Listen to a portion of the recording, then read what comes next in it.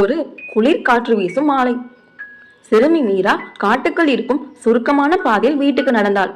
வானம் இருண்டது. காற்று மரங்களுக்கு நடுவே உஷ் என்று கிசுகிசுத்தது. திடீரென கடைசி தெருவிளக்கு பாப் என்று அணைந்து விட்டது. மீரா உறைந்து நின்றாள். இப்போ வேண்டாமே என்று சொன்னாள். ஒரு படி நடந்தவுடன் அவளின் பின்னால் ஒரு பொன்னிற மிதக்கும் விளக்கு தோன்றியது. மெதுவாக மென்மையாக ஒளிர்ந்து மீரா வேகமாக நடந்தாள். விளக்கு பின்தொடர்ந்தது. அவள் ஓடினாள். அது இன்னும் பின்தொடர்ந்தது. அவள் ஒரு பெரிய கல்லின் பின்னால் மறைந்தாள். விளக்கு அங்கேயே நின்று கொண்டிருந்தது, சுவாசிப்பது போல மெதுவாக ஒளிர்ந்து. திடீரென்று மீரா கூப்பிட்டாள், நீ எதுக்கு என்னை பின்தொடர்கிறாய் என்று. விளக்கு மெதுவாக மலர்வதைப் போல திறந்தது. அதன் உள்ளே ஒரு மடித்த சிறிய நோட்டு. மீரா அதை எடுத்தாள். அதில் எழுதப்பட்டிருந்தது, உன் வீட்டு கதவு சாவி கீழே விழுந்திருக்கு பார் என்று.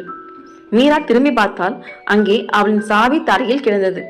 விளக்கு மெதுவாக குனிந்து அதன் ஒளியை சுருக்கி கொண்டு அமைதியாக காட்டுக்குள் பறந்து சென்றது. ஒரு நல்ல காவலர் ஆவி போல இருளில் மெதுவாக மறைந்தது. இந்த வீடியோ பிடிச்சிருந்தா மறக்காம லைக் பண்ணுங்க, கமெண்ட் பண்ணுங்க, ஷேர் பண்ணுங்க. இது போன்று மேலும் வீடியோக்கள் பார்க்கணும்னா டைனி டெரர் கிரிப்பி கார்ட்டூன் சேனலை சப்ஸ்கிரைப் பண்ணிக்கோங்க. இந்த வீடியோ பார்த்ததுக்கு நன்றி.